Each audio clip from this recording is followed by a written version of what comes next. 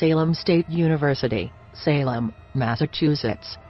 The Bowditch Hall residence is reputed to be the campus' most haunted building, largely down to the mysterious activity that has allegedly taken place in room 222.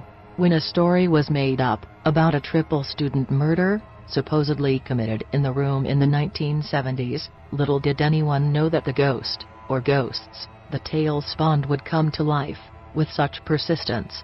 If reports are to be believed, noisy banging sounds can be heard from within the walls of the space, yet strangely, despite their volume, they can't be detected outside. Perhaps more terrifying is the shaking of room 222's bed, a phenomenon that has apparently been violent enough to throw occupants onto the floor. So far, no one has been able to explain the animated spirit's motives.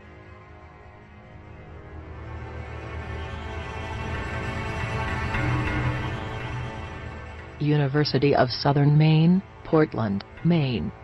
The University of Southern Maine's Roby Andrews Residence Hall was built in two parts, the first constructed in 1897, and the second in 1916, and it wasn't long into its history that the building is said to have acquired a ghost. A student, so the story goes, fell pregnant and, possibly unable to live with the repercussions. Subsequent inhabitants have reportedly heard eerie footsteps and felt peculiar temperature changes. This may not just be down to the unfortunate girl, though, as some students believe that at least 4 other spirits reside in Roby Andrews. Occupants there have also allegedly experienced their possessions being mysteriously reshuffled and the sensation of being grasped. Still, such uncanny goings-on haven't deterred the Portland dorm from arranging a full program of residence events, including the telling of ghost tales in the attic, where those eerie footsteps are supposed to have been detected.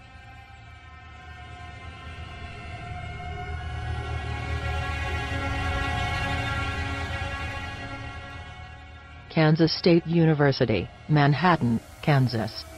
Kansas State University's Memorial Stadium has been the site of the Manhattan School's most enduring ghostly urban legend for half a century.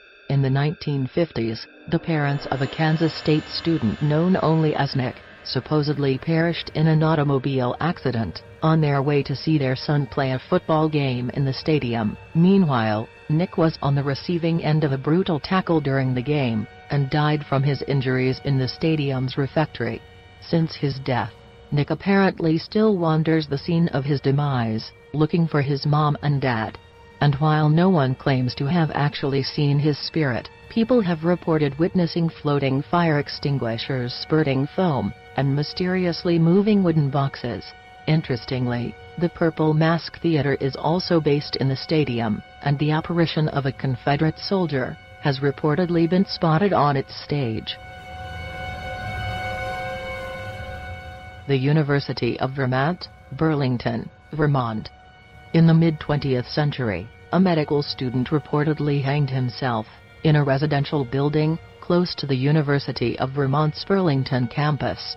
Shortly after his death, the story states, the deceased's roommates reported experiencing visions of being treated by a stethoscope-wearing doctor at night. Then, mysteriously, medical recommendations allegedly began appearing beside their beds, seemingly written by the ghost of Dr. Jack. Joseph Citro, author of the Vermont Ghost Guide, has also reported uncovering instances of paranormal activity at a number of campus buildings, including Converse Hall, which is believed to be frequented by the ghost of another former medical student. Henry, as he's called, is held to have killed himself in the building in the 1920s, and his spirit's habits are more mischievous than those attributed to Dr. Jack. Apparently Henry has a penchant for playing with windows and doors, and both students and staff have told of lights inexplicably turning back on after they've switched them off.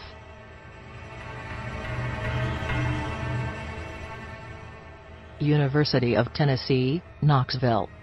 The McClung Museum of Natural History and Culture is located on the University of Tennessee System's Knoxville campus. Legend has it that the museum was constructed above a Native American cave, and that the previous inhabitants still wander its halls. Something altogether more terrifying, though, is said to occupy Hess Hall, built in 1962. The building was the scene of an apparent student suicide in the 1970s, and the deceased's tormented spirit can reportedly be heard shrieking even now. In 2010, one former student also described a vision he saw from his fraternity house in the late 1970s. "I looked out the window, and saw an elderly lady walking down the street," Dr. Bill DeWeese explained to university publication Torchbearer. "Suddenly, this black bull comes charging up behind her and runs over the top of her. I called the packing house across the river, and was told no bovine had escaped." Iowa State University, Ames, Iowa. Originally constructed in 1927, Iowa State University's Frilly Hall is perhaps the Ames School's scariest building. Indeed, one of its rooms has been nicknamed as Satan's Legion. In 2014, student Sterling Deloach told the Des Moines Register that a former resident once committed suicide in the creepily named room, adding that anybody who has subsequently moved in either dies or goes missing. Apparently, the situation became so bad that the room was permanently closed, though this may actually have been for fire safety reasons. Elsewhere on campus, Gold Star Hall, which was opened in 1928, and honors the memory of more than 500 alumni killed in military conflicts since the onset of World War I, has its own spooky history. Among the dearly departed was a solitary woman, home economics graduate, Hortense Elizabeth Wind, whose lonely ghost is said to roam the building, possibly searching for another female to chat to. Miami University, Oxford, Ohio. Helen Peabody, the former principal of the Western College for Women, was considered a severe woman. One of her notable gripes was men from neighboring Miami University soliciting the attentions of the young ladies attending the school. She presided over from 1855 to 1888. Following Peabody's death in 1905, the Oxford, Ohio Women-Only Institution's Seminary Hall was rechristened Peabody Hall in her honor. Quite what the woman herself would have made of the school, merging with Miami University in 1974, is anybody's guess, but the behavior of her purported ghost in the building, bearing her name, gives a reasonably clear indication. Some believe that the principal continues to protect Peabody Hall's women residents by haunting the men there. What's more, her portrait, which hangs in the building's foyer, apparently blinks when people guilty of acts she would have frowned upon walk it.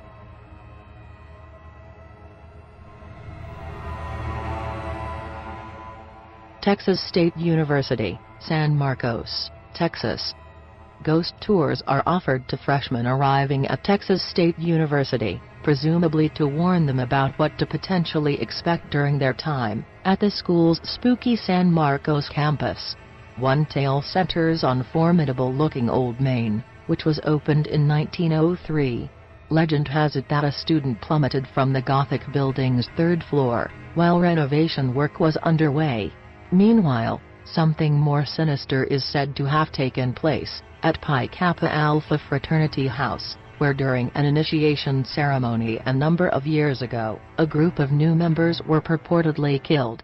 When investigators from ghost hunting group Weird US paid the building a visit, prior to it succumbing to a fire in 2007, they described observing the words "Help me" and "I'm sorry" scratched into kitchen worktops, not to mention vanishing bloody handprints on the walls. University of Notre Dame. In 2004, the Travel Channel's Haunted Campuses show rolled onto the University of Notre Dame's Indiana campus. The production team must surely have been hoping to catch a sighting of the ghost of George Gipp, a college football superstar who competed for Notre Dame from 1917 until his death in 1920. The Gipper, as he was affectionately dubbed, lost his fight with pneumonia at the age of just 25, and legend has it that he still relives his university days in spirit, form by haunting Washington Hall, his old residence. Interest in Jip's ghost hasn't gone away, either. Former chemical engineering undergraduate Bryce Chung set up the Notre Dame Ghost Tour, which attracted 100 eager ghost hunters for Halloween 2008. Chung himself claims to have had a chilling experience in the school's South Dining Hall, when a radio seemingly switched itself on of its own accord. "I wasn't going to stand around long enough to find out what that was," he explained after the eerie incident.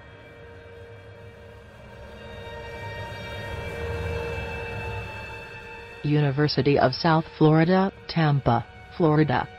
Former University of South Florida librarian Paul Camp is thought to have been fond of telling students about the spirit of a troubled young girl that supposedly haunts the Tampa school's library. An English student called Gottlieb is said to have worked on the library's 4th floor, but she reportedly took her own life towards the end of 1976.